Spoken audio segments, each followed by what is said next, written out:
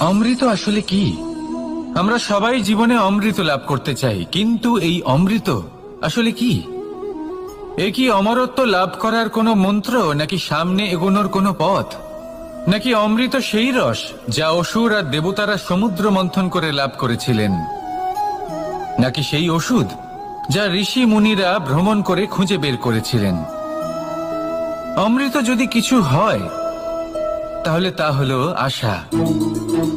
কখনো কোনো মাতাকে দেখুন, উনি নিজের সন্তানকে কত আগলে রাখেন, তার যত্ন নেন, তার পালন পোষণ করেন, এই আশা নিয়ে যে পরবর্তী জীবনে এই সন্তান খুব বড় কিছু করবে, ওনাদের খুব ভালোবাসবে। এবার আগামী দিনে কি হতে চলেছে তা আমরা জানি না, পর মুহূর্তে কি হতে চলেছে তা আমরা জানি না, আগামী মুহূর্তে আপনি জীবিত থাকবেন কিনা সেটাও আমরা জানি না। কিন্তু আমরা অনেক বছরের পরিকল্পনা বানিয়ে ফেলি, সেটা অবশ্য মন্দ নয়। দেখুন,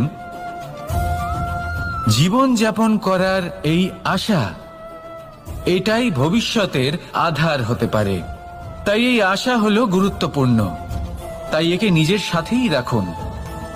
কথায় আছে যে ব্যক্তি নিরাশ হয়ে পড়েন, যার মধ্যে কোনো আশা বাকি থাকে না, তিনি হয়তো বেঁচে আছেন কিন্তু একটা মৃত জীবন যাপন করছেন। তাই এই আশার সঙ্গ কখনো ত্যাগ করবেন না, একে চিরকাল নিজের সাথেই রাখুন। জীবন আনন্দময় হয়ে উঠবে, আর এই হৃদয় তা ভালোবেসে বলবে রাধা রাধা। মানুষের সবথেকে বড় শক্তি কি? তার বাহুবল, অর্জন করা ধন, নাকি তার পেছনে দাঁড়িয়ে থাকা তার সমর্থক বা প্রশংসকদের দল, নাকি ঈশ্বরের আশীর্বাদ? সেটা কি? মানুষের সবথেকে বড় শক্তি হলো একটাই, আর তা সকলের মধ্যে আছে, আর তা হলো তার নিজের অস্তিত্ব, যা অন্য কারোর মধ্যে নেই। সংসারে অনেক লোক রয়েছেন, কিন্তু কেউ আপনার মতো নন। এটা হলো আপনার শক্তি, এ হলো আপনার নিজস্ব শক্তি। দুর্ভাগ্যবশত বেশিরভাগ মানুষ এটা বুঝতে পারেন না, নিজের শক্তিকে চিনতে পারেন না। কিন্তু যদি আপনি চিনতে পারেন, তাহলে আপনি নিজের অন্তরে অনুভব করবেন একটা অসীম শক্তির অস্তিত্ব। যে সাফল্যের পথে আপনি চলছেন, আপনি দেখবেন যে এই সাফল্যের দ্বার নিজে থেকেই খুলে গেছে। শুধু প্রয়োজন হলো নিজের এই শক্তিকে চিনে নেবার, নিজের এই বিশেষত্বকে বোঝার। কারণ এই যে আপনার বিশেষত্ব, এ কোনোদিনও আপনার থেকে দূরে চলে যাবে না, চিরকাল আপনার সাথে জড়িত থাকবে। যদি আমি বাহুবলের কথা বলি, সময়ের সাথে সেটা চলে যাবেই।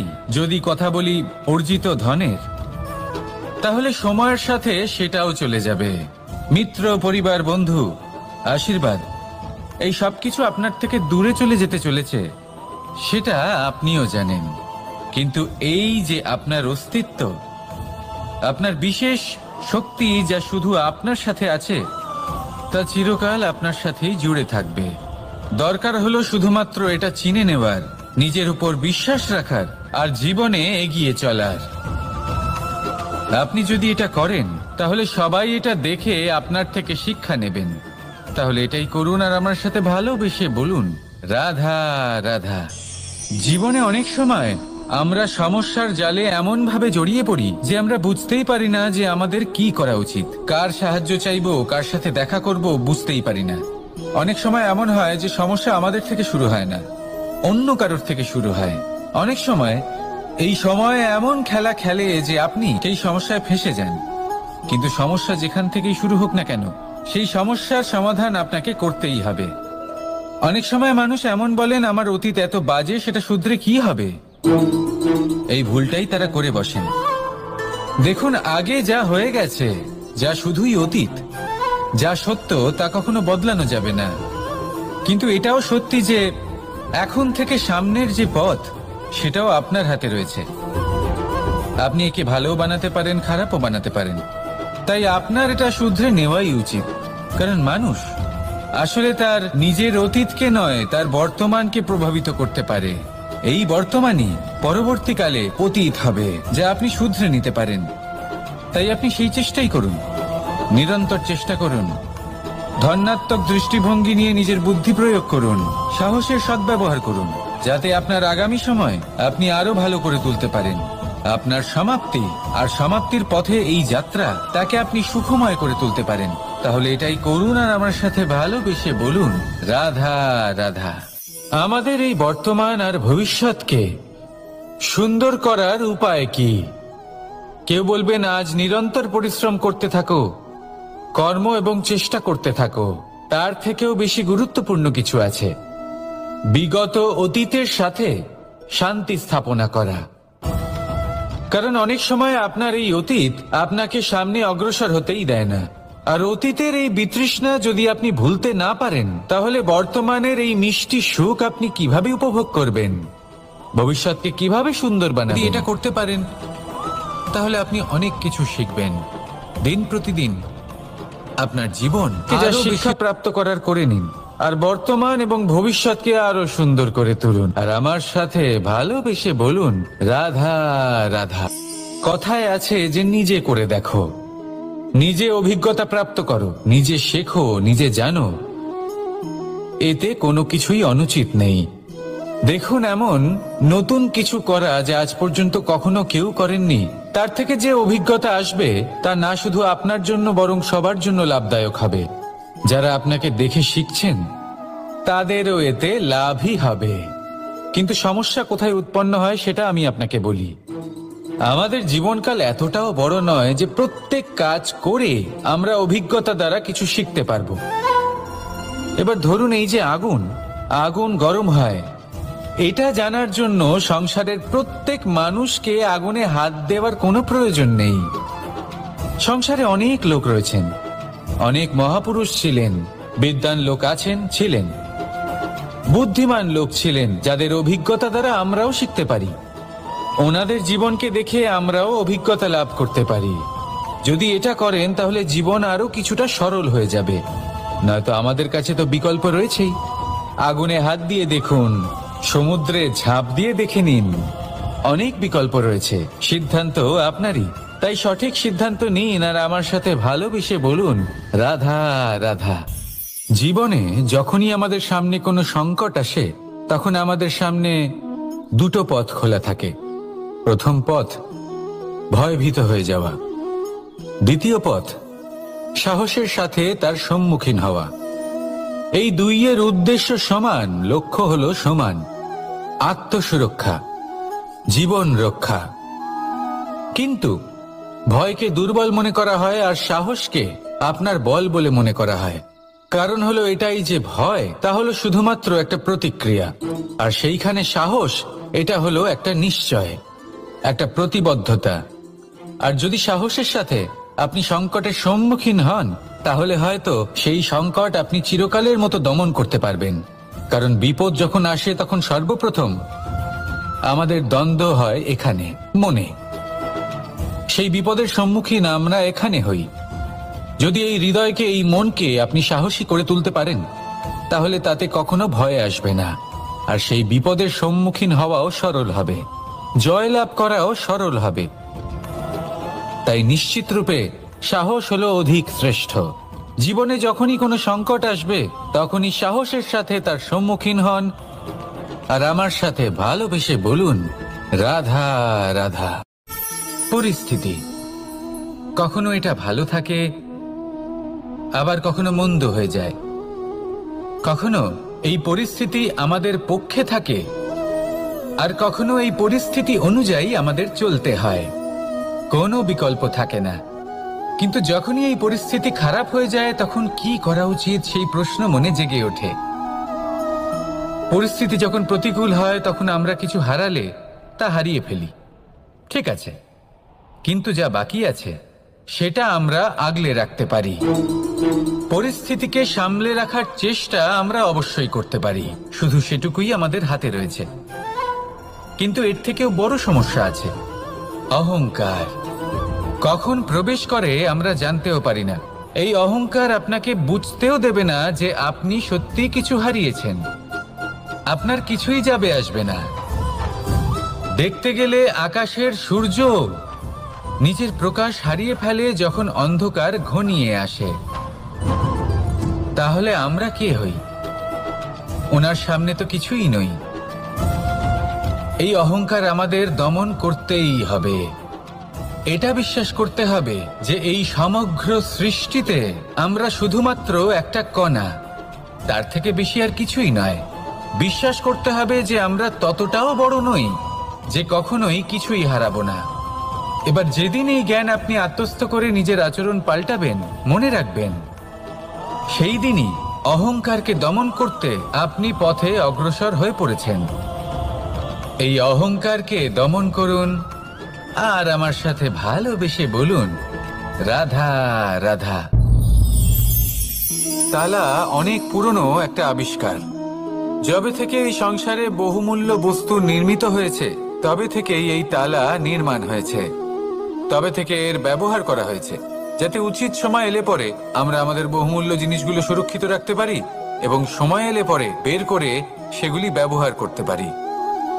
এবার একটা গুরুত্বপূর্ণ তথ্য আছে যেটা জানা অত্যন্ত গুরুত্বপূর্ণ, এবং সেটা হলো যে একটা তালা নির্মাণের পূর্বে তা খোলার যন্ত্র অর্থাৎ তার চাবিটি নির্মাণ করা হয়, এবং এটাই জীবনের খুব বড় একটা শিক্ষা প্রদান করে যায়।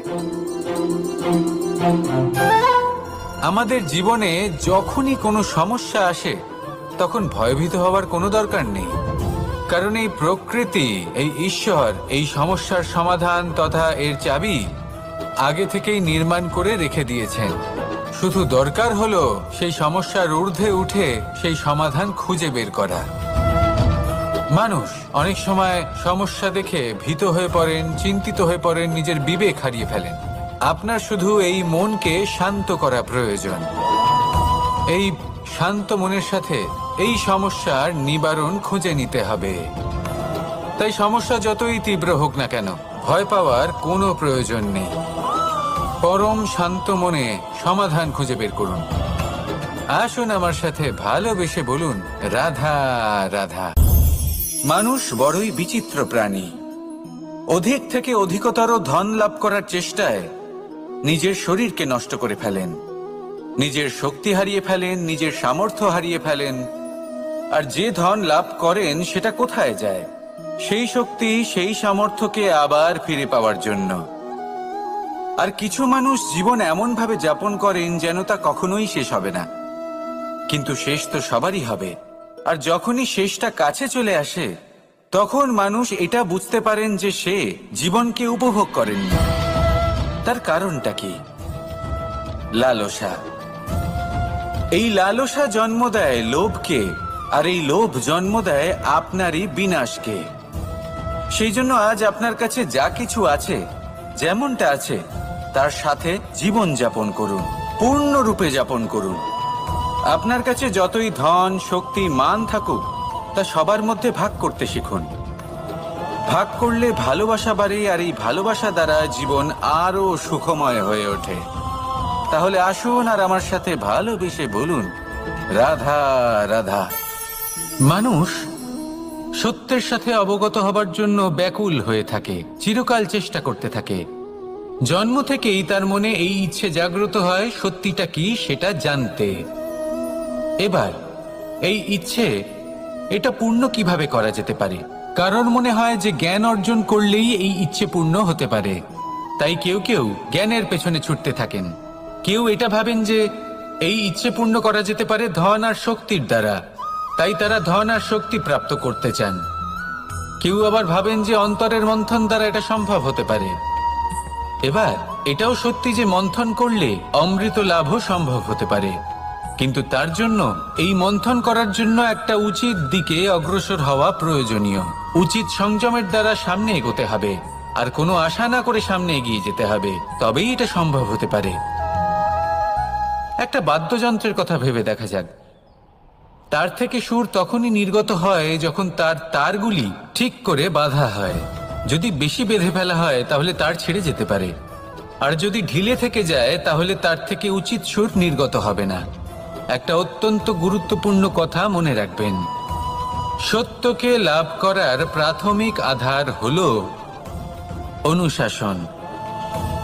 জীবনে এই অনুশাসন আনুন, সত্য আপনা আপনি আপনার কাছে চলে আসবে, আর এই মন প্রসন্ন হয়ে বলবে রাধা রাধা। জীবনে যখনই কোনো কঠিন কাজ আমাদের সামনে আসে, তখন আমরা কারোর না কারোর থেকে সাহায্য চাই, যেটা উচিত।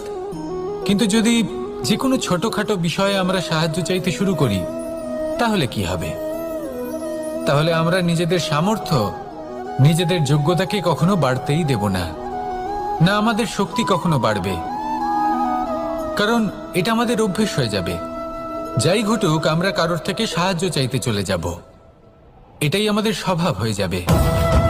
সেই জন্য আমাদের যেটা করা উচিত সেটা হলো, যতক্ষণ না আর কোনো উপায় থাকছে ততক্ষণ আপনি কারোর থেকে সাহায্য চাইতে যাবেন না। চেষ্টা করুন, যা সংকট থাকুক, সমস্যা থাকুক, পরিস্থিতি যতই কঠিন হোক, নিজে সমাধান করতে চেষ্টা করুন। যতটা পারবেন আত্মনির্ভর হওয়ার চেষ্টা করুন। যদি এটা করতে পারেন, তাহলে আপনি অনেক কিছু শিখবেন। দিন প্রতিদিন আপনার জীবন আরো বেশি উজ্জ্বল হয়ে উঠবে, ব্যক্তিত্বের বিকাশ ঘটবে, আপনার শক্তি বৃদ্ধি পাবে, যোগ্যতা বৃদ্ধি পাবে, আত্মবিশ্বাস জেগে উঠবে, আর আত্মনির্ভর হয়ে মন বলবে রাধা রাধা। আমাদের জীবন হলো একটা উপবনের মতো, যেখানে কাঁটাও আছে আবার ফুলও আছে।